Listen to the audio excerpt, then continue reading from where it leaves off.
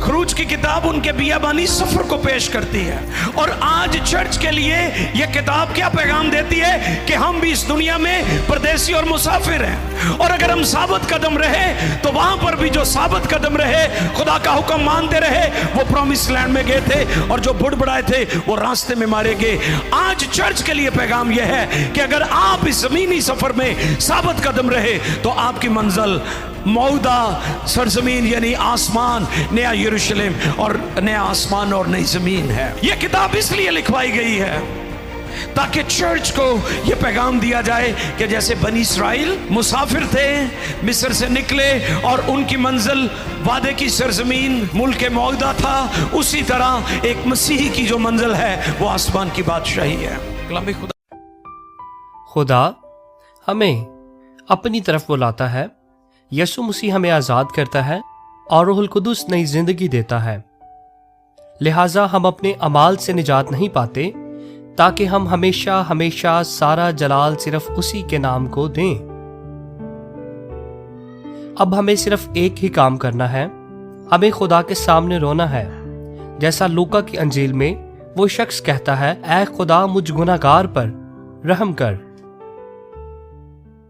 آپ یقین کریں گے جو شخص کبھی کلیسیا کو تباہ کرتا تھا وہی بعد میں خوشخبری کا سب سے بڑا منادی بن گیا۔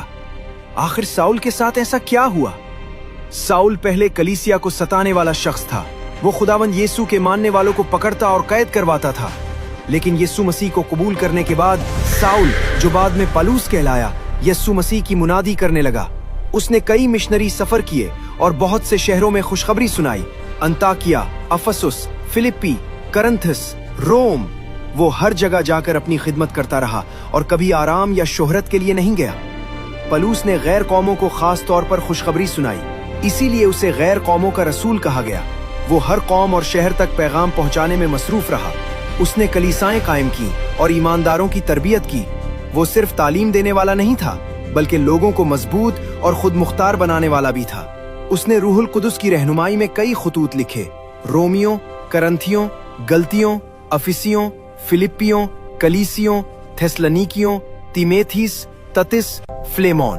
یہ خطوط نہ صرف الفاظ تھے بلکہ لوگوں کے ایمان کو مضبوط کرنے کا ذریعہ بنے۔ اسے کئی بار قید کیا گیا، یہودیوں سے 5 بار، 40 میں سے ایک کم کوڑے کھائے، 3 بار لاٹھیوں سے مارا گیا، 1 بار سنسار کیا گیا، 3 بار جہاز ٹوٹنے کا حادثہ پیش آیا۔ وہ دریا، ڈاکوؤں اور دشمنوں کے خطرات میں رہا، بھوک، پیاس، سردی اور بے خوابی برداشت کی۔ فلپی میں اسے اور سلاس کو قید میں ڈالا گیا۔ لسطرا میں لوگوں نے اسے